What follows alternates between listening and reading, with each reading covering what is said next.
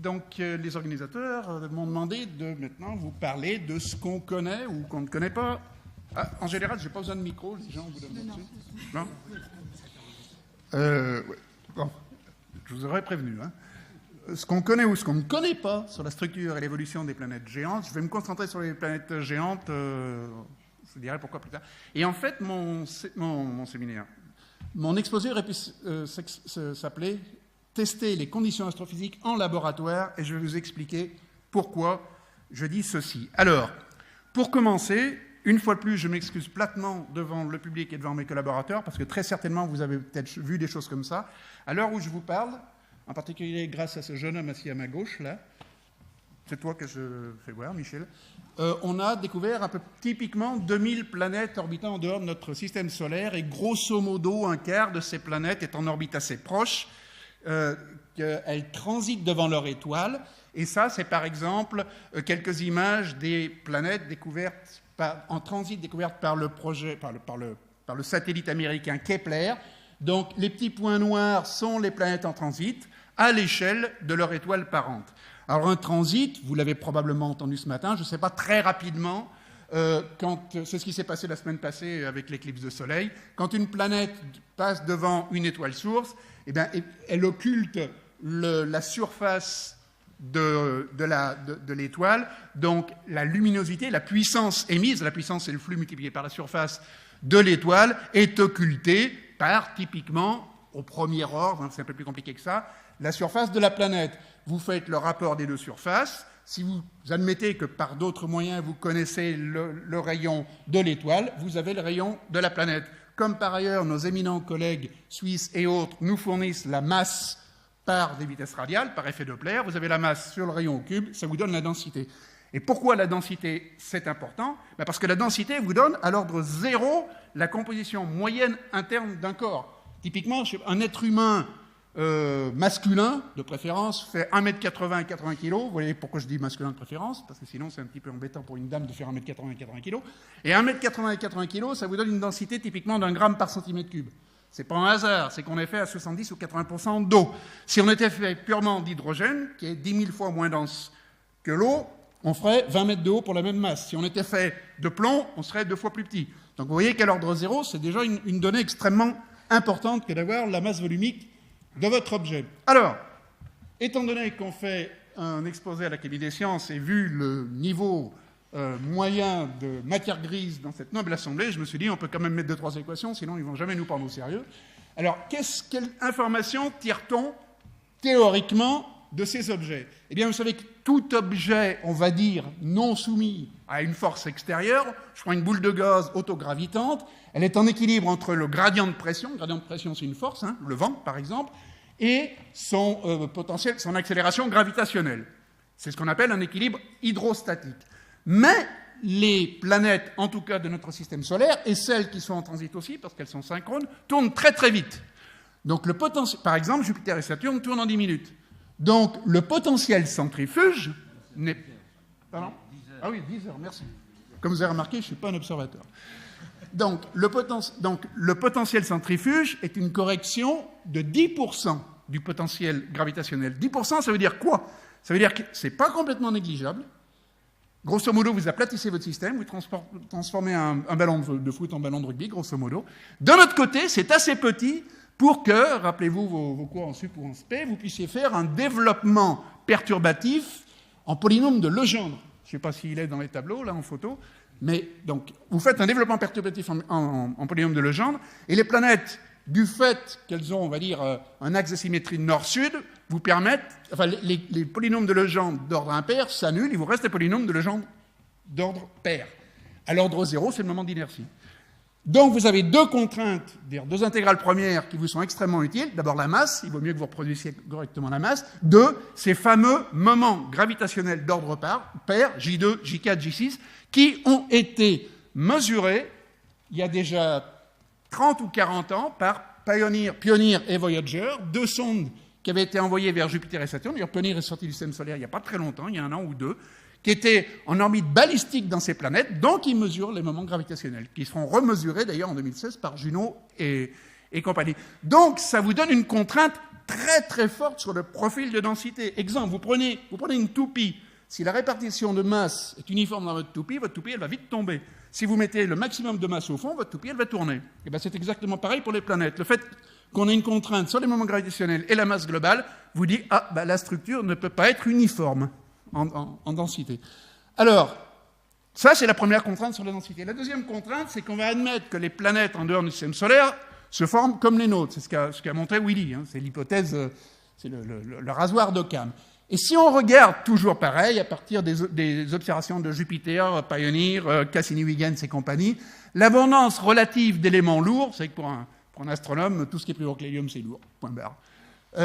Donc l'abondance d'éléments lourds est nettement supérieure à celle, typiquement, de notre étoile mère, c'est-à-dire du Soleil. Dit autrement, les planètes de notre système solaire se sont formées dans quelque chose qui était déjà enrichi en éléments dits lourds, et ça pointe vers ce que Willy, vers ce qu'on appelle le core accretion scénario en anglais, qu'on appelle, alors la traduction suisse, c'est, comment tu dis, instabilité nucléée. Alors là, je ne suis pas sûr que ce soit le propre mot, parce que stricto sensu, ce n'est pas une instabilité, c'est plutôt un système dynamique non linéaire. Donc enfin, on en reparlera. Donc, en tout cas, ça veut dire que les planètes, en majorité, on va dire, sont nées dans quelque chose qui est enrichi en éléments lourds, donc un disque protoplanétaire. Donc, on va appliquer déjà ces contraintes-là à nos propres planètes, et c'est ce qui donne, depuis 3 décennies, on va dire, typiquement, ce qu'on appelle les modèles en 3 couches, hein, voilà, des camemberts de nos planètes géantes, où vous avez à l'extérieur, typiquement, une enveloppe d'hydrogène moléculaire, puis l'hydrogène est métallisé, je vais y revenir, et on va admettre que les éléments les plus lourds sont au fond, donc les glaces, les roches, etc., vont être au fond. Donc c'est ce modèle simplistique en 3 couches qu'on va utiliser jusqu'à présent et qui pose des problèmes. Parce que, vous voyez qu'on est dans des conditions qu'on peut qualifier d'extrêmes. L'intérieur des planètes géantes, c'est typiquement, on va dire, 10 millions d'atmosphères, 40 millions d'atmosphères. Vous voyez, si je vous mets 40 millions de fois la pression atmosphérique sur la tête, vous n'aurez pas la même tête. Et bien, c'est exactement pareil pour l'hydrogène dans ce cas-là. Et de même, on est, on va dire, à 100 fois la température auquel on est habitué. C'est ce qu'on appelle des états de matière extrêmes. Alors, il faut donc connaître vraiment les propriétés de l'hydrogène, de l'hélium et des éléments lourds dans ces conditions, on va dire, astrophysiques. Alors, on va commencer par le premier, c'est ce qu'on appelle l'équation. Quand vous déterminez la densité, la pression, la température d'un élément, ça s'appelle l'équation d'état. Donc, l'équation d'état de l'hydrogène. Alors, vous voyez, par exemple, alors là, je suis désolé, on voit ça très mal. C'est le diagramme de phase de l'hydrogène. Alors là, évidemment, on voit même rien du tout, donc pédagogiquement, c'est raté, mais tant pis. Voilà, donc on a la température en fonction de la pression en barre. Là, en dessous, ici, l'hydrogène est dans un état solide. Et puis, alors ça, c'est relativement bien mesuré en laboratoire ou relativement bien calculé. Si je me mets à basse densité ou à basse pression, que je monte en température, ben la phase stable de l'hydrogène à basse température, c'est l'hydrogène moléculaire. Si je l'excite thermiquement, je le casse en deux, c'est la dissociation moléculaire. Et si je continue à l'agiter thermiquement, je lui arrache son électron et je ionise l'hydrogène, c'est l'hydrogène métallique, à basse densité. Ça, c'est très bien expliqué, très bien prédit. Les équations sont assez simples parce qu'on appelle l'équation de Saha, de Monsieur Saha, et ça doit avoir pratiquement un siècle. Mais si je fais la même chose maintenant à basse densité, à haute densité, à haute température, mais que je monte en pression ou en densité, c'est complètement différent. Parce que là, ce n'est pas la température qui m'arrache les électrons, c'est le recouvrement de ce qu'on appelle les orbitales électroniques. Donc c'est en fait, et tout à fait, c'est exactement ce qu'on appelle le problème à une corps quantique. Un des maîtres du problème à une corps quantique, qui m'a quasiment porté sur les fonds baptismaux, c'est Philippe Nozière, éminent membre de cette académie, et qui reste depuis un siècle un problème extrêmement ardu. Et ce petit pointillé-là, c'est justement ce domaine de métallisation par pression de l'hydrogène qu'on ne connaît toujours pas. Et malheureusement, comme vous voyez superbement, je vous avais mis plusieurs profils de planètes internes. Alors Uranus, Neptune serait là, Jupiter, Saturne, ça c'est une autre planète. Enfin bref, toutes les planètes solaires et extrasolaires à l'intérieur de toutes ces planètes solaires extraordinaires, on a le phénomène d'ionisation par pression de l'hydrogène, c'est-à-dire qu'il faut être capable de résoudre le problème à un corps quantique. Alors, grâce à des expériences que je vais vous détailler dans un petit moment, ce même diagramme pression-densité, eh bien, on commence à avoir pas mal de données maintenant qui viennent de nos collègues américains, qui viennent de nos collègues français, par exemple, sur la ligne d'intégration laser à Bordeaux, d'autres à Sandia. On commence à avoir beaucoup de points qui commencent à entrer. Là, on est typiquement à 2 mégabars. On est capable de pratiquement tester en laboratoire les modèles qui permettent de décrire l'ionisation par pression de l'hydrogène. Et on va augmenter, mais évidemment avec des barres d'erreur très importantes. Et là, c'est quelques modèles théoriques qui tous sont plus ou moins bons. Donc ça, c'est la théorie Saumon-Chabrier qu'on avait faite avec mon premier étudiant Didier Saumon il y a plus de 20 ans déjà. La Kerley, ça c'est celle faite par Gérard Kerley à Los Alamos, et le PIMC, j'y reviendrai dans un instant. Donc disons que pour l'hydrogène actuellement, la théorie ou les simulations numériques sont relativement robustes. Alors passons à l'autre, l'hélium. L'hélium, c'est encore plus compliqué parce que l'hélium, il a 2 électrons. Et l'air de rien, en mécanique quantique, quand vous rajoutez un électron, c'est pas simple à traiter. Alors là aussi, grâce à nos collègues, en particulier Paul Loubert qui travaille avec Egert et Phil Selly à Livermore, enfin Loubert est au CEA, on a des données maintenant. Alors Paul Loubert et ses collaborateurs ont mis au point une technique extrêmement intéressante, c'est-à-dire qu'ils prennent de l'hélium, ils le mettent dans un échantillon, une cellule qui fait, on va dire, 1 centimètre, ils le précompriment en laboratoire par ce qu'on appelle des enclumes à diamant, donc à l'ambiante, et j'exagère, mais enfin, ils se mettent ça dans la poche, et après ils vont tirer dessus avec un laser. Donc on part déjà d'une densité initiale plus grosse, et donc on arrive à des densités plus élevées, et pour l'instant, on va dire que, grosso modo, les théories analytiques qu'on a mises au point sont raisonnablement en accord, mais le problème de l'hélium, c'est que l'hydrogène, on lui arrache son électron à 1 mégabar, ce qui est là, mais l'hélium, il faut aller à 60 mégabars. Donc on est encore loin de pouvoir tester vraiment l'équation d'état interne de l'hélium, aussi bien qu'on traite pour l'instant celle de l'hydrogène. Dis-nous ce que c'est la compression, Narcisse. Alors, la compression, je viens de le dire, la compression, c'est le rapport de la densité après toutes ces expériences. Je vais y venir dans un instant, j'aurais peut-être dû commencer par là, mais ça n'allait pas. Toutes ces expériences sont faites par des lasers haute puissance. Alors, grosso modo, dans un laser haute puissance, on déclenche, la façon dont ça se passe, on met un échantillon quelque part, il y a différentes techniques, mais maintenant, celle qui est la plus utilisée, on met un échantillon quelque part, et on met un plasma devant, un plasma par exemple de xénon. On tire dessus avec un laser de très haute puissance, donc ça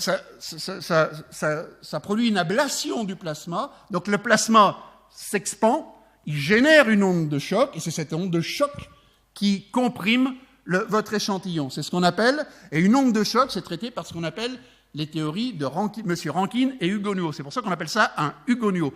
Donc le Hugonot vous donne directement... Le Hugonot, dans une expérience, vous permet de déterminer la vitesse post-choc en fonction de la vitesse pré-choc. C'est-à-dire la vitesse post-choc en fonction de la vitesse du projectile. Après, avec les équations de Rankine-Hugonot, vous transformez ça en diagramme de physicien, on va dire, ce qui vous donne la pression et la surdensité par rapport à votre densité initiale. Comme la densité initiale, vous la connaissez, vous avez la pression de densité. Par ailleurs, vous avez d'autres diagnostics qui vous permettent d'avoir la température. Et ça, vous pouvez comparer les expériences aux théories ou les théories aux expériences et voir ce qui, pour le moment, tient ou ne tient pas. Donc pour l'hélium, je dirais qu'on est sur le bon chemin, mais on a fait une toute petite partie du chemin, et encore une fois, je vais revenir très bientôt. Le troisième composant des planètes, que Willy l'a dit, ou mes collègues avant, c'est les éléments lourds. Alors qu'est-ce que c'est qu'éléments lourds ? C'est les volatiles au sens large, c'est-à-dire l'eau, le méthane, l'ammoniac, c'est le fer, c'est tous les oxydes de fer, c'est tout ça. Alors là, par exemple, voilà des expériences de laser, donc Hugonot, sur l'eau. Alors, je vous ai superposé là, par exemple, la structure interne d'Uranus et puis d'une planète qui s'appelle GG 436b. Et ces points-là sont les anciens points qui datent, je ne sais pas, d'une trentaine d'années, et sur lesquels ont été faits ni plus ni moins que des paramétrisations ou des extrapolations de données à basse densité. Et puis, il y a 3 ans, nos brillants collègues Marcus Knudson à Sandia aux États-Unis a mis au point une technique beaucoup plus propre, vous le voyez à la taille des barres d'erreur, et catastrophe, eh bien, l'eau est beaucoup moins compressible, hein, le dP0 est beaucoup plus raide, on va dire, que ce à quoi on s'attendait. Et donc, là, à ce moment-là, à Lyon et en collaboration avec mes excellents collègues de l'Observatoire de Paris que je vois dans la salle, on a mis au point ce qu'on appelle des calculs de dynamique moléculaire quantique, quantum molecular dynamics, qui combinent physique statistique et mécanique quantique, et qui maintenant, et nos collègues, je il y a un excellent groupe en Allemagne avec qui on est en compétition, mais intellectuellement sympathique, qui sont les premiers à avoir obtenu ces résultats. Donc maintenant, grâce en fait à la puissance des ordinateurs, pourquoi on faisait des théories analytiques il y a 20 ans, parce que les ordinateurs ne permettaient pas de faire ce qu'on peut faire maintenant. Donc les ordinateurs maintenant permettent d'aller plus loin en physique statistique et en mécanique quantique, et d'avoir maintenant une équation d'état qui reproduit de façon... Alors ce qui est intéressant, c'est que cette équation d'état a été dérivée avant les expériences de Marcus Knudson. Donc ça, c'est absolument encourageant. Une théorie jamais aussi forte quand elle est prédictive. Alors, voici par exemple ce diagramme de phase de l'eau qu'un de nos étudiants à Lyon en thèse a étendu. Maintenant, tous les points, c'est des points de simulation numérique faite par Adrien Licari, c'est son nom, qui permettent maintenant d'avoir une équation d'état de l'eau fiable pour les intérieurs des géantes glacées, des géantes gazeuses et des super Jupiters de 10 masses de Jupiter.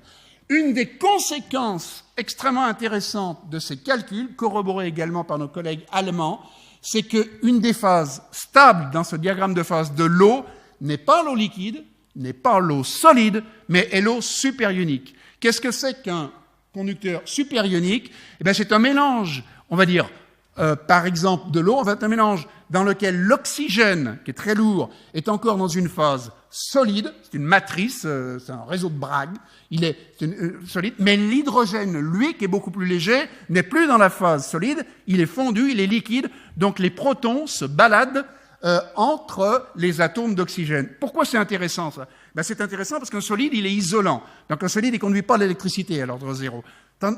Tandis qu'un superconducteur ionique, ben, les protons qui sont des charges, qui peuvent se balader, eux, conduisent l'électricité. Mal, mais ils la conduisent. Hein, c'est ce qu'on appelle la transition de mode. Or, Uranus et Neptune posent un gros problème, c'est qu'ils ont un champ magnétique, mais un petit champ magnétique qui s'appelle multipolaire, alors que Jupiter et Saturne ont un champ magnétique à très grande échelle, avec une grosse composante dipolaire. L'explication attendue pour la génération du champ magnétique dans Jupiter et Saturne, c'est le processus dynamo qui prend place dans l'hydrogène ionisé. 90% de la composition interne de Jupiter et Saturne, c'est de l'hydrogène ionisé. Vous avez de l'hydrogène ionisé, vous avez de la rotation différentielle, vous avez un processus dynamo. Ce processus dynamo, il augmente non linéairement, drastiquement, un petit champ magnétique et en fait un énorme champ magnétique. Mais dans Uranus et Neptune, je ne sais pas si vous vous rappelez mon camembert, l'hydrogène n'est pas ionisé. Uranus et Neptune ne sont pas assez denses pour ioniser l'hydrogène. Et donc le fait que l'eau serait superionique voudrait dire que le champ magnétique à petite échelle prend sa source dans un effet dynamo dans l'eau. Et voilà le diagramme de phase donc fait par nos collègues allemands et qu'on corrobore, où voilà les structures internes d'Uranus en blanc et Neptune en noir, qui, possiblement, d'après ces calculs, entreraient, une fraction non négligeable de l'intérieur de la planète serait dans une phase superionique, ce qui pourrait être l'explication de la génération du champ magnétique de Uranus et Neptune. La structure des exoplanètes, Willy l'a abordé, je vais l'aborder différemment. Donc maintenant, quand on met tout ça debout, c'est-à-dire quand on prend ce qu'on maîtrise, c'est-à-dire équation d'état, modèle de structure interne de nos planètes et qu'on applique les mêmes causes aux mêmes effets, on regarde le cas des exoplanètes en transit et on a, comme Willy l'a mentionné, on découvre pour les masses rayons observées, on s'aperçoit qu'on a une foultitude de possibilités. Alors, j'en ai mentionner une, par exemple, c'est HD 149026b, qui fait typiquement la masse de Saturne, mais avec 70% de masse terrestre d'éléments lourds, contrairement à Saturne qui en a, on va dire, une vingtaine ou une trentaine de pourcents. Voilà, et Jupiter qui en a encore moins. Alors voilà, par exemple, Jupiter, ces éléments lourds. En grisé, c'est l'enveloppe d'hydrogène métallique. En blanc, c'est l'enveloppe d'hydrogène moléculaire. Vous voyez que la fraction d'éléments lourds dans HD 149026b est excessivement plus grande en fraction que Jupiter. Et donc, ça veut dire que même s'il y a un paradigme de formation des planètes à travers le modèle d'accrétion Parker, eh bien, la nature du disque ou l'évolution de la planète, comme l'a souligné Willy, sa migration, etc., peuvent modifier complètement l'état final de la planète. Alors, ça, pour moi, c'est une confirmation vraiment du scénario de formation par accrétion de solides sur un cœur, ce que Willy appelait l'instabilité nucléée. Ça, vous ne pourrez jamais le faire par instabilité gravitationnelle. Alors, si on applique ça à la diversité d'exoplanètes dont on mesure la densité, masse-rayon, ben on s'aperçoit que dans l'univers, on a toute une foultitude de planètes, par exemple, qui ressemblent à celles de notre système solaire, avec Mercure, un cœur de fer enrichi de silicates, des terres ou des super-terres avec un cœur de fer, des silicates, et puis, on va dire, une couche d'eau et une atmosphère très ténue d'hydrogène d'hélium au-dessus. On a des géantes glacées, fer, silicate, enveloppe d'eau, enveloppe d'hydrogène et d'hélium, encore plus pour Jupiter. Et puis, comme prédit il y a une dizaine d'années par un de nos collègues, Jean Léger, les modèles prédisent ce qu'on appelle des planètes océans, qui sont une espèce d'interpolation entre des terres et des géantes glacées, qui sont un cœur de fer, une enveloppe de silicate, mais autour une énorme enveloppe d'eau à très haute pression, et puis finalement une atmosphère extrêmement ténue d'hydrogène et d'hélium. Et certaines observations ont tendance à être en accord avec ces résultats-là. Cependant, et c'est là où je ne suis pas tout à fait sur la même longueur d'onde que mon ami Willy, et c'est ce qui fait la science, l'intérêt de la science, c'est qu'on n'est pas tous d'accord, c'est que, pour l'instant, je dirais que la détermination précise de la composition interne dépend entièrement de la précision des équations d'état. Donc je me méfie beaucoup des approches statistiques. Hein. J'ai rien contre les méthodes bayésiennes, mais si vous retournez à vos cours de proba, une méthode bayésienne est entièrement, complètement déterminée par ses priors. Or, si le prior est robuste, le résultat est robuste. Si vous changez le prior, et on peut le changer par une équation d'état, le résultat est final. C'est un peu, je sais pas, vous jouez au tiercé tous les dimanches et vous jouez toujours le 1, le 2 et le 3 gagnants. Et ils gagnent jamais. Mais ça ne veut pas dire que le cheval 1, 2 et 3 sont toujours malades en France. Ça veut simplement dire que votre densité de probabilité est pas bonne. De proba uniforme de 1 à 3 et 0 de 4 à 20, c'est pas bon. Ben, c'est un petit peu pareil avec les méthodes statistiques. Il faut les prendre avec beaucoup de circonspection. Je ne pense pas que pour l'instant, elles puissent nous apprendre des choses sur la physique interne. Mais, bon. Alors voilà. Pourquoi maintenant on va faire de grosses avancées? Alors, je saurais, par exemple, qu'ici, à l'Académie, il ne faut pas mettre des trucs en blanc. Hein. Alors, qu'est-ce qui a démarré le 2 décembre 2014, jour d'anniversaire de la date d'Austerlitz? Petite digression, dans le Visiting Committee, il y avait un collègue autrichien, je ne suis pas certain qu'il ait apprécié l'humour de Bernard Bigot, mais ça c'est autre chose. Alors, qu'est-ce que c'est que le laser mégajoule? Eh bien, c'est un bâtiment, c'est 4 regroupements de 60 faisceaux laser qui font 125 mètres. Les canons font 125 mètres de long. Le laser est amplifié depuis le nanojoule jusqu'au mégajoule par un système d'amplification. Et puis, ultimement, ces lasers convergent, c'est ce qu'on appelle un tir indirect, sur 2 cônes dans l'hémisphère nord et sud de la chambre de tir qui fait 40 mètres de diamètre et qui convergent vers l'échantillon central qui fait, lui, quelques millimètres d'épaisseur. Ces faisceaux, convergent vers le centre, et c'est comme ça que, avec un tir, on va dire, de l'ordre de la nanoseconde, du milliardième de seconde, pour vous donner une idée, le milliardième de seconde, c'est le temps de fusion dans une bombache, hein, de réaction de la fusion dans une bombache. Donc, ces faisceaux convergent vers l'échantillon, et vous atteignez comme ça des mégajoules. C'est-à-dire que vous avez des conditions là et c'est ce que j'ai essayé d'illustrer ici, dans ce fameux diagramme de physicien, on va dire température-densité, voilà les profils de différents objets astrophysiques, planètes géantes, naines brunes, notre Soleil, et évidemment la fusion par confinement inertiel, puisque cet outil-là est fait ultimement, comme le NIF aux États-Unis, National Ignition Facility, pour qu'un jour on puisse s'affranchir du pétrole ou tout ce que vous voulez, et qu'on puisse faire ni plus ni moins que des soleils en laboratoire, c'est-à-dire de la fusion nucléaire en laboratoire. Et il s'avère, donc vous voyez, le laser mégajoule maintenant permet vraiment de marcher à l'intérieur des planètes géantes du Soleil, et ultimement on sera capable de tester les conditions centrales de ces planètes. Pour moi, c'est vraiment, moi qui suis physicien d'origine, pour moi c'est une révolution. C'est vraiment, on fait, au sens propre du terme, de l'astrophysique de laboratoire. Enfin, on va la faire. Les premiers tirs académiques vont arriver en 2017. Donc ça, c'est vraiment une révolution sur laquelle je reviendrai. Alors, oui. Pardon. Alors, voilà, le initial actuellement, que je dise pas de bêtises sur les 6 x 4, 24. Corrigez-moi, cher académicien. Donc actuellement, il y a 6 x 40. Donc, non, pardon. Excuse-moi bien. Pour le moment, il y a un seul des 4 regroupements de faisceaux qui marche. C'est-à-dire qu'il y a actuellement il n'y a pas tout à fait 60 faisceaux. Ça va monter à 118, Stéphane le sait peut-être mieux que moi, dans pas très longtemps. Et en principe, en 2017-2018, on devrait avoir, si tout se passe bien, les 240 faisceaux. Donc c'est pour ça que j'ai écrit, c'était le truc du Visiting Committee. Initial LMJ, là actuellement on est là, les premiers tirs on sera là. Et là en température, et ultimement, on sera là. C'est une échelle logarithmique, hein, donc chaque fois, on est quasiment, on va dire, au demi-dex, hein, au facteur minimum 5 pour pas dire 10. Hein. Donc ça, c'est vraiment, je le répète, parce que, et voilà par exemple ce que donne le mégabar. Donc on rentre largement dans ce qu'on n'avait jamais été capable de faire jusqu'à maintenant. Alors l'autre chose dont je voudrais vous parler au niveau de alors voilà pour la structure interne des exoplanètes et des planètes. Je voudrais vous parler des processus de transport dans l'exoplanète.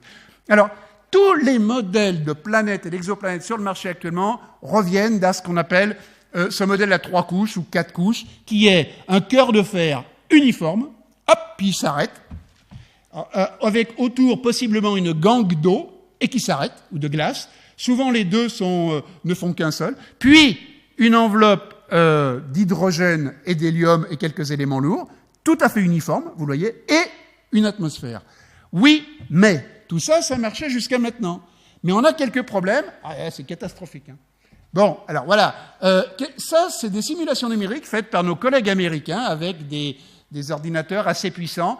Voilà, par exemple, le diagramme de phase de l'oxyde de magnésium avec l'intérieur de Saturne ici et de Jupiter ici. Et là, les courbes, on va dire, de fusion. Tout le monde. Donc, quand je vous montre ça, on partait simplement de l'hypothèse que le fer et l'eau étaient solides, l'hydrogène et l'hélium liquides ou gazeux, et tout allait bien. Et évidemment, l'hydrogène ne rentrait jamais dans l'eau et vice-versa, l'eau ne diffusait jamais dans l'hydrogène.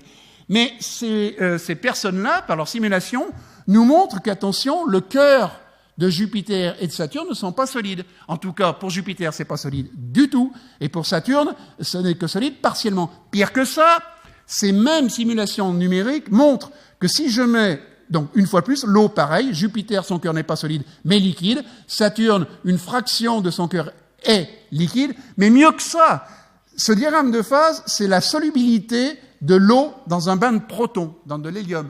Et ce qui montre ici, c'est qu'en fait, vous voyez qu'à l'intérieur à la limite du cœur, eh bien, l'hélium, l'eau et tous les volatiles, on va dire les magnésiums, sont solubles dans l'hydrogène. C'est-à-dire que votre cœur va probablement être érodé, et j'ai pas le temps d'aller plus loin, mais si on érode quelque chose, on génère un gradient de composition. Si on génère un gradient de composition, si la composition est déstabilisatrice, on génère ce qu'on appelle une instabilité en doigt de sel. Si la composition d'éléments lourds est stabilisatrice, on génère ce qu'on appelle une instabilité en couche, c'est-à-dire ce qu'on appelle la convection en couche, la layered convection en anglais. Et ça, alors des simulations numériques, par exemple, qui génèrent un gradient d'éléments lourds arbitraire et qui font tourner la simulation numérique, tendent vers quelque chose qui, effectivement, on dirait, donne de la convection en couche. Et ce qui est intéressant, alors il faut prendre ça avec beaucoup de circonspection, évidemment, les simulations numériques doivent s'arrêter au bout d'un moment, mais on dirait qu'elles tendent vers une solution stationnaire, une solution d'équilibre, et qui est en fait ce que vous trouvez par une analyse linéaire de stabilité, comme faite par Radko, par exemple, il y a quelques années, et puis étendue, par exemple, avec mon ancien thésard et brillant collaborateur Jérémy Lecomte et moi, dans le cas de la finger convection. Et ça, alors voilà à quoi, d'après, si cette instabilité en couche se passe dans les intérieurs planétaires, ben vous voyez que on n'a plus une convection à grande échelle, le refroidissement n'est plus efficace, mais on convecte, ah oui, mais attention, là, il faut que je diffuse, donc ça me freine. Je convecte, je diffuse, donc je freine. Vous voyez qu'on a ce gradient de température qui fait qu'on refroidit beaucoup moins bien la planète, donc la contraction est beaucoup plus faible, et ça, j'ai pas le temps de l'expliquer, mais si vous empêchez quelque chose de refroidir, eh bien, à un âge donné, il sera plus brillant. Or, vous savez qu'actuellement, Saturne, la luminosité de Saturne est 2 fois trop grande par rapport à ce qu'elle devrait être si elle évoluait comme une planète ordinaire. Et la convection en couche pourrait être, c'est pas la seule, mais ça pourrait être une explication de ça. Alors pour conclure, ben je dirais que la structure et la composition des exoplanètes, comme l'a dit Willy, comme j'ai mentionné au début, la détermination de la relation masse-rayon procure un diagnostic clé pour déterminer la composition globale moyenne des intérieurs planétaires. C'est pour la plupart cohérent avec le scénario dominant de formation des planètes par cœur-accrétion. Les incertitudes, pour moi, sur les équations d'état des éléments constitutifs dans le régime constitutif empêchent une détermination précise de la composition, et particulièrement pour les planètes terrestres, parce qu'on a beaucoup de transitions de phase dans les planètes terrestres. L'apport des lasers haute puissance sera déterminant. Le paradigme de structure interne impliquant un transport de flux de chaleur très efficace n'est pas certain. La possibilité de convection en couche n'est pas exclue, et c'est intéressant d'explorer ça. Alors, bien évidemment, toutes les missions qui arrivent, en particulier la mission suisse Cheops, vont nous apporter les choses. Les simulations numériques, maintenant, je vous l'ai dit, dynamique moléculaire quantique, où on combine physiostat et mécanique quantique, et les lasers haute puissance permettront d'explorer dans le détail. Et la conclusion de ma conclusion, c'est que maintenant, on est capable de marcher en laboratoire dans des états nouveaux de la matière, qu'on appelle la high energy density ou la one dense matter, qui sont vraiment un état de la matière que pour le moment on n'avait pas exploré et qui sont tout à fait caractéristiques des intérieurs planétaires, voire stellaires. Et je vous remercie beaucoup pour votre attention.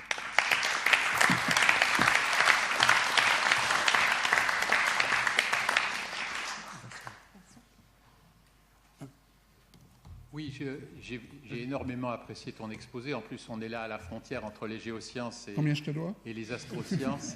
Pas beaucoup. Et je voulais être complètement dans le sens de tes dernières diapos. Tu as dit que la Terre était la planète la mieux connue et qu'on connaîtrait probablement jamais mieux ou jamais aussi bien que la Terre la structure interne des exoplanètes.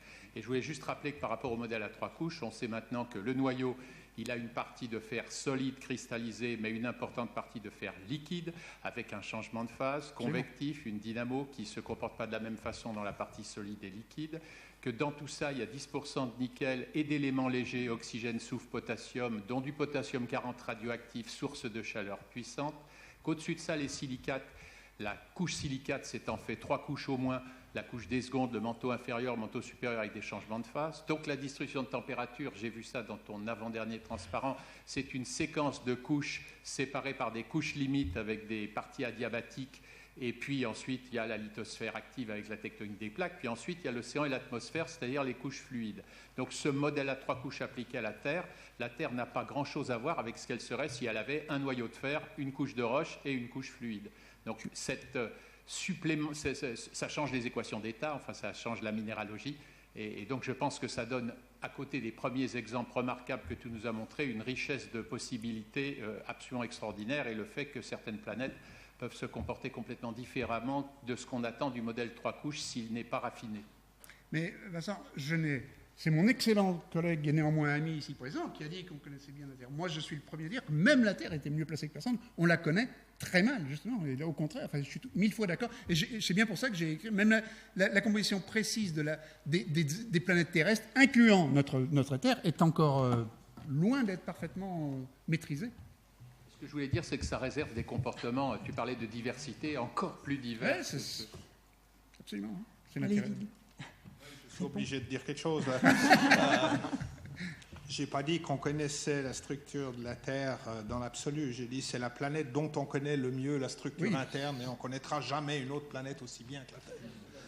Donc c'est vrai que là, maintenant la question qu'on peut se poser, c'est une question inverse, c'est-à-dire qu'on ne va jamais, en tout cas pour un moment, être capable de mesurer que la masse et le rayon des exoplanètes. Et la question, c'est qu'est-ce qu'on peut tirer à partir de la mesure de la masse et du rayon et peut-être de l'abondance photosphérique de certains éléments dans l'atmosphère, dans l'enveloppe de l'étoile elle-même. Et c'est là la question intéressante, parce que finalement, c'est ce qu'on veut essayer de tirer un maximum des observations. Voilà, donc c'est un aspect plus pragmatique que le problème général de modéliser chaque couche interne. Juste un petit point. À la conférence ESO 2020 de janvier à l'ESO, il y avait une présentation du brillant successeur du brillant Michel Mayor, il s'appelle Stéphane Udry, à qui j'ai demandé s'il était envisageable, ultimement, peut-être avec ARP sud et nord combinés, enfin je ne sais pas, de mesurer l'aplatissement par Doppler des exoplanètes. La réponse de Stéphane, c'est pas exclu. Alors, bien entendu, moi je ne suis pas capable de savoir quel est le rapport signal sur bruit là-dessus, mais je pense qu'un jour, on pourra être capable probablement de mesurer plus que la relation masse-rayon, mesurer aussi l'aplatissement. Et à ce moment-là, on aura d'autres contraintes. Et nous, on a déjà fait les calculs théoriques, donc on attend les observations. Bien. Alors, par photométrie. Qu'est-ce que j'ai dit? Ah, pardon, par photométrie. Oui. Alors, Jean et Christian. L'étude de l'équation d'état des planètes est un passage obligé. Oui, c'est un élément du puzzle, mais pour l'instant, il faut être prudent quand on veut tirer des conclusions à partir de la relation basse-rayon, pour plusieurs raisons. D'abord, on peut complètement se tromper sur le rayon, parce que s'il y a un anneau, genre un anneau de Saturne, ça fausse tout. S'il y a un nuage de poussière comme celui de Fomalhaut de B, ça fausse tout. Et puis, comme tu le sais, si la planète est irradiée par l'étoile, ça fausse également le rayon de manière pas connue aujourd'hui. Non. La correction photométrique due au flux incident de la planète, de l'étoile, joue très très peu. Pour une raison très simple, que je vais expliquer très avec les mains, la plupart de ces intérieurs planétaires sont isentropiques. C'est-à-dire qu'on se balade sur une structure entropique constante. Or, pour un isentrope, comme tu sais très bien, Jean, si je te donne la masse et que je te donne l'entropie, le rayon est entièrement déterminé. Or, pour que l'irradiation modifie le rayon de la planète significativement, il faut que le flux de photons thermalisés avec le flux de photons de l'étoile qui va thermaliser avec ceux de la planète pénètre assez profond pour toucher l'isentrope interne. Ça, c'est très très difficile à faire. Comment expliques-tu que toutes choses égales par ailleurs, les planètes lointaines des étoiles ont un rayon plus petit que les planètes proches, statistiquement? Eh bien, mais c'est pas forcément... Alors justement, si j'avais une explication, peut-être que je serais assis ici, je ne sais pas. Justement, on ne le sait pas. Et il y a beaucoup d'éléments qui ont été suggérés... dont nous, par exemple, avec Isabelle Baraf, dont d'éminents collègues qui ne sont pas ici, mais Tristan Guillaume. Pour le moment, la réponse honnête, c'est que je n'ai pas de réponse. Mais directement affecter le rayon simplement du fait que les photons extérieurs pénètrent sur le rayon interne... la modification photométrique du rayon, c'est 0,1%. Donc, peut-être pas les photons, mais la proximité de l'étoile. Oui. C'est empirique. Christian? Oui, merci. Pardon. J'ai juste une question sur... enfin, j'en aurais plein parce que j'ai à peu près rien compris. Je suis chimiste, c'est normal. Ça, c'est pas bon pour moi. C'est sur la structure de cette eau à très haute pression. La structure, pardon? De l'eau à très haute pression. Ouais. Parce que vous avez dit que les oxygènes qui sont lourds tombent en bas et les protons nagent au-dessus. Comme je veux bien, mais... Pour moi, ça n'a aucun sens, mais peut-être que c'est parce que ma cervelle est trop petite. Mais est-ce que ce que vous envisagez, c'est plutôt un modèle de type liaison métallique de Fermi, où c'est des oxygènes de moins qui occupent les centres et les protons qui nagent au milieu? Est-ce que c'est ça que vous voulez dire, ou est-ce que c'est une structure complètement différente? Alors ça, c'est une très bonne question, justement. Et c'est exactement ce qu'on est en train de regarder là, avec mon éminent collègue ici assis, Stéphane Mazet, et avec mon mon étudiant Adrien Licari, on a effectivement des protons. Alors, l'électron des protons est arraché, enfin, l'électron de l'atome d'hydrogène est arraché, donc on a vraiment des protons, on va dire libres, enfin, si tant est qu'ils soient libres à une telle densité, et on a une matrice solide d'oxygène. Et comment dirais-je, quand on calculait la densité d'état électronique de ces oxygènes est une chose extrêmement compliquée. Donc, donner exactement la nature des oxygènes, savoir si c'est de l'O2-, O2- non, parce que ça serait pas stable. Mais on peut imaginer avoir un état, on va dire, partiellement ionisé de la matrice oxygène. C'est exactement ce qu'on est en train de regarder. Ceci dit, ça ne changerait pas grand-chose à la conductivité, puisque la conductivité d'un superionique est déterminée en fait par les protons. Il y avait une question, c'était Michel. Pas trop dur, hein. Que penses-tu de Gliese 436? Oula, mais attends, je sais pas qui c'est, moi, ça. Qui a, donc, c'est une étoile, une planète autour d'une naine M, avec une période de l'ordre de 20 jours, et qui est excentrique. Alors, brutalement, le temps de circularisation devrait être extrêmement court. Donc là, on a une contrainte aussi sur la nature interne de la planète. On n'a pas trouvé de mécanisme actuellement pourquoi elle n'est pas circularisée. Alors là, attention les gars, il va falloir revenir pour un... Alors là, the master is here. Nous avons montré... alors je ne connais pas le numéro d'identification, tout ça, mais celle-là je la connais parce qu'on a montré il y a quelques années avec un ancien brillant étudiant de ce monsieur ici, qui s'appelait Benjamin Lebrun, qui travaille chez Michelin d'ailleurs maintenant, comme quoi les scientifiques... Et un de mes collègues, Christophe Winnisdorfer, on a montré que pour la plupart... Alors c'était en 2007, les choses ont changé depuis, la statistique a montré. En 2007, toutes les exoplanètes découvertes, sauf une, étaient si proches de leur étoile parente que, on va dire, le moment angulaire total du système n'était pas suffisant pour qu'on soit dans un état orbital d'équilibre. C'est-à-dire que toutes ces planètes étaient instables et finiraient un jour ou l'autre dans leur étoile. Alors elles pouvaient finir en 3 semaines, comme elles pouvaient finir en 3 temps de Hubble, ça dépendait du fameux facteur de dissipation qu'on connaît très très mal pour ces planètes. Mais en l'occurrence, une excentricité peut... Alors, la distance orbitale, par exemple, n'est pas constante. Si la distance orbitale n'est pas constante, à ce moment-là, les équations conservatives, l'excentricité n'est pas constante non plus. Alors, la planète va se circulariser très vite, mais l'évolution de l'excentricité en fonction du temps peut arriver à des solutions ultimement où tu n'as pas complètement circularisé l'orbite. Alors, ce n'est pas forcément la seule explication possible. Il peut aussi y avoir un phénomène Kozai, par exemple, une étoile qui passe pas très loin, une planète qu'on n'a pas découverte, etc., qui excite l'excentricité. Donc, pour moi, c'est pas nécessaire, mais Jacques me contredira. En fait, je ne connais pas le cas particulier, mais en gros, chaque fois qu'on a une excentricité dans une planète proche de l'étoile qui aurait dû être circularisée si elle se comportait bien, ce qui est suspect, c'est l'existence d'autre chose, quoi. Soit une autre planète qui, par des effets séculaires, hein, j'ai bien montré tout à l'heure, même dans l'exemple de 10-180, on mettait la planète à 0 excentricité, et puis avec les effets des autres planètes, elle montait. Non, c'est pas Kozai, là, c'est les perturbations séculaires directes. Alors Kozai, c'est quand on a un compagnon très loin, comme le cas de HD 80606, là, où alors là c'est extrême, ils vont monter à 0,93 d'excentricité. Mais en gros, on peut suspecter qu'il y a quelqu'un d'autre dans le système, ce qui est fort probable, hein, parce que la plupart des systèmes, on n'a trouvé que la partie interne. Enfin, on n'a pas, tant qu'on n'a pas vraiment, on n'a aucune assurance que le système n'a pas d'autres planètes grosses qui influent le premier. C'est inattendu, mais c'est pas exclu. On peut garder peut-être pour le débat de tout à l'heure. On va peut-être. Hein. Par contre, j'avais une question. On a cherché pendant 10 ans à avoir une dérive de la vitesse de cette de Gliese 436. C'est d'un plat terrible. Michel, si elle existe, elle est avec une période énorme. Michel, ça veut dire que les observations sont fausses. La théorie ne peut pas être fausse. On va passer à la toute dernière question.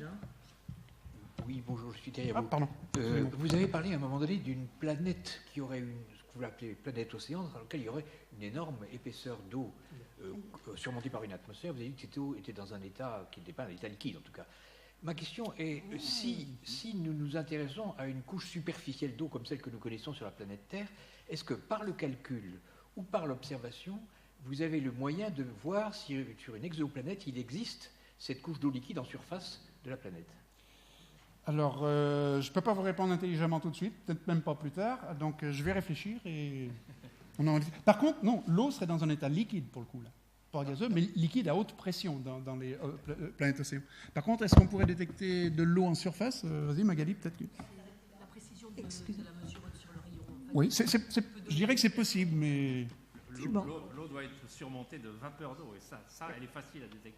On va s'arrêter là. Merci, Gilles.